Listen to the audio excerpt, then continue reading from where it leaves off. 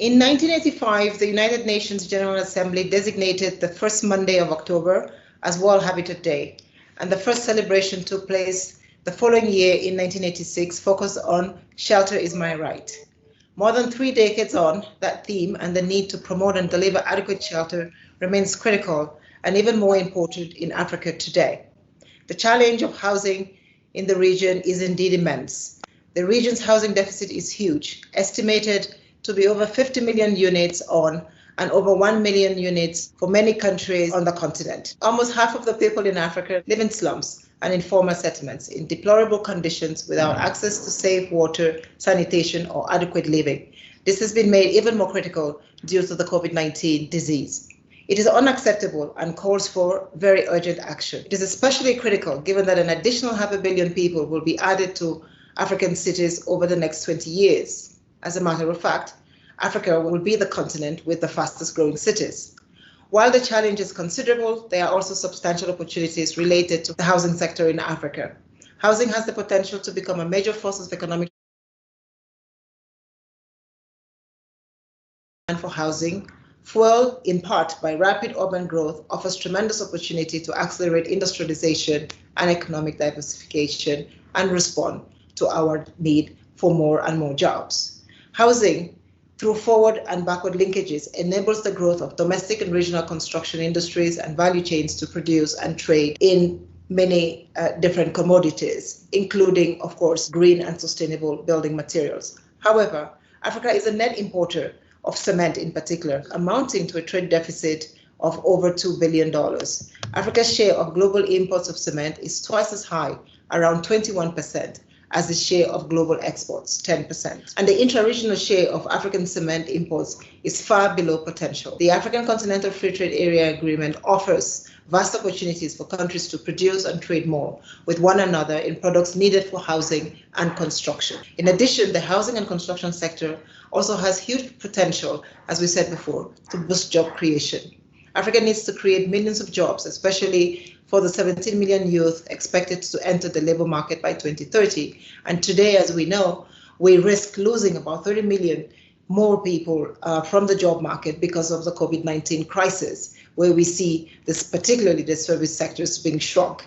Therefore, the housing sector is going to become another important sector if we want to reinsert many of this youth who've lost their jobs in the service sector back into productive employment. Estimates show that for every house constructed, between 2 to 5 jobs can be created. If Africa were to address even 1/5 of its housing deficit, 10 million, it could create 20 to 50 million jobs. National economic policies could more deliberately target housing as a means of creating millions of much needed jobs, while also integrating the informal sector into housing value chains. Of course, the issue of affordability remains a major constraint in the region. The typical price to income ratio is much higher in Africa than any other region in the world, and it's as high in some places as 10 to 1. Housing is 55% more expensive in urban Africa than in other developing countries and other urban areas. However, here too, there are opportunities that African countries can take advantage of. Most housing finance in Africa is based on household savings or government investments, yet there is a lot of potential to access other sources of finance, including private financing. COVID-19 has clearly demonstrated the risk associated with millions of Africans living in slums and informal settlements, lacking basic services and infrastructure. It makes individuals, households, and nations highly vulnerable to future shocks and stresses, including climate-related events. We can wait no longer. The stakes are too high. The magnitude of the housing issue in Africa means that commitments are necessary at the highest level, and public policies and investments needed urgently in partnership with the private sector to ensure that as we work towards the housing crisis, we leave no one behind. SDG 11 implies that we must continue to work to ensure that we build enough houses, that we can ensure that our young women and our girls can study well. You need efficient and effective housing to be able to produce the rest of the resources that the society needs.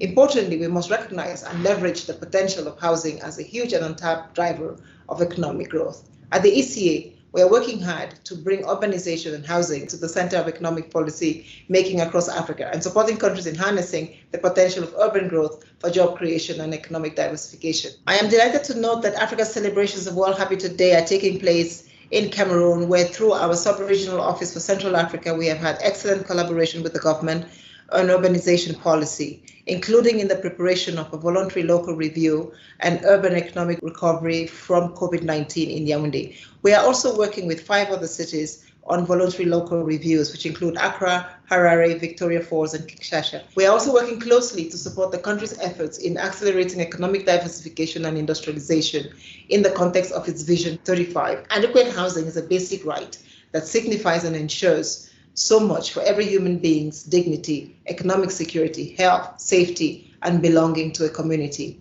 Indeed, it is a foundation for a prosperous Africa, as envisaged in the African Union's Agenda 2063 and the 2030 Agenda for Sustainable Development. Through the celebration of World Habitat Day, we hope that we can work to continue the charge to ensure that as many more women get into the working sectors, more women can become builders, constructors, architects. I think one of the figures on the continent where we see a lot more women being engaged in countries like Kenya, in countries like Ghana, is in the construction and architecture fields. And we hope that this is one of those fields that begins to open itself up to more gender equality, more gender equity, and that through the contribution of more women in this sector, we're able to provide in a more inclusive way jobs for the young women and girls out on the continent.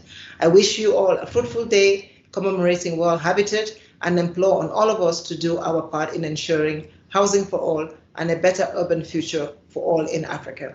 Thank you.